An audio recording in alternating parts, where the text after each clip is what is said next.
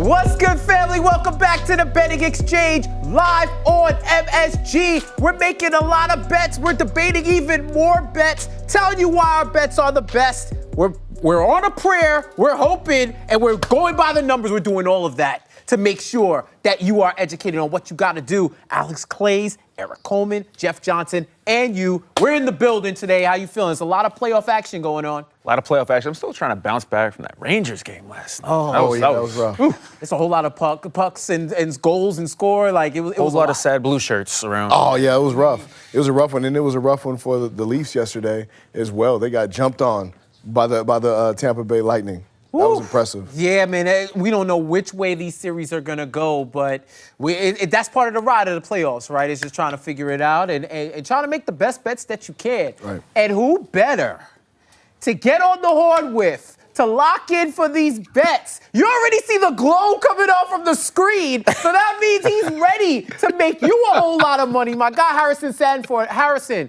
how you feeling, man? I'm great, man. I only wish that I could use Tom Brady's bankroll for some of these bets that I want to place.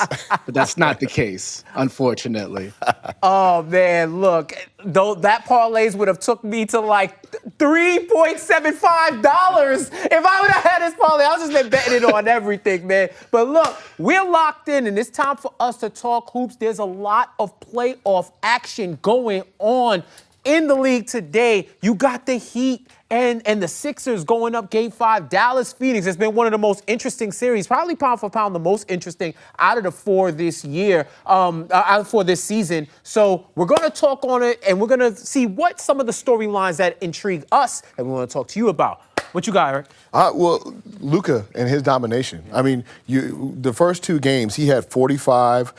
He had 45 and 35 in the first two games, and they lost. Mm-hmm. So what does he do? He adjusts his game. I'm still in control of the game, but now I'm going to have 26 points. I'm going to get my role players involved. Yeah. You look at Finney-Smith, Bullock. All these guys are getting involved. They're having big games, and that's because Luka can control the pace.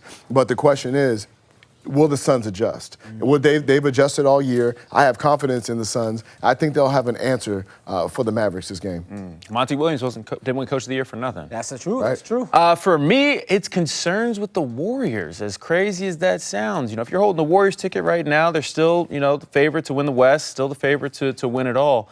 This is not a Warriors team that's been shooting well, though. I mean, that game last night was terrible if you watch it. 29.8% from three is what they're shooting in this series.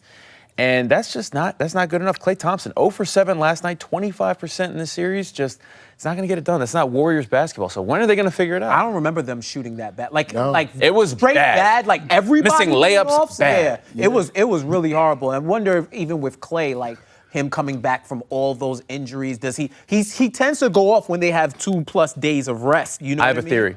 Because he likes to ride his bike into the arena. Stop riding the bike. Keep the legs fresh. You think he's blowing himself up before he gets to the arena? And just get a ride into the arena. Yeah, hop in your car. Get off the Peloton and conserve your energy, right? Harrison, what about you? What storylines you looking at? I, for one, am not worried about Klay Thompson as long as he gets a valet to the arena. With that being said, I am worried about people who are denying the greatness and the excellence of the Milwaukee Bucks. Right now, they are plus 170 to beat the Boston Celtics in this second-round series.